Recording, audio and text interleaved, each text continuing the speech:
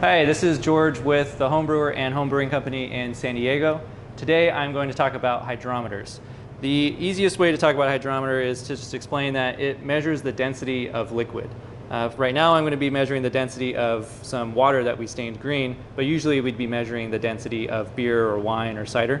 So to use your hydrometer, you simply fill up your test jar with some liquid and then drop your hydrometer in there, and where it ends up floating and staying still, you'll end up reading the water line, and you want to read it at the main part, so what we call the bottom of the meniscus, and that will tell us the density or the gravity of this beer.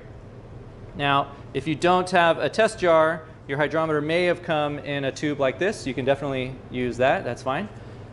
Some other tips to keep in mind. The reason why taking hydrometer readings is so important is it is basically the best diagnostic tool for figuring out if our fermentation is moving along as it should, and figuring out if our fermentation is actually finished. So it's really important to build that habit of taking your original gravity, which is the gravity before fermentation starts, and then taking a final gravity, which is the gravity after fermentation is finished. These two numbers give us the alcohol content. So this hydrometer is not actually telling us how much alcohol is there.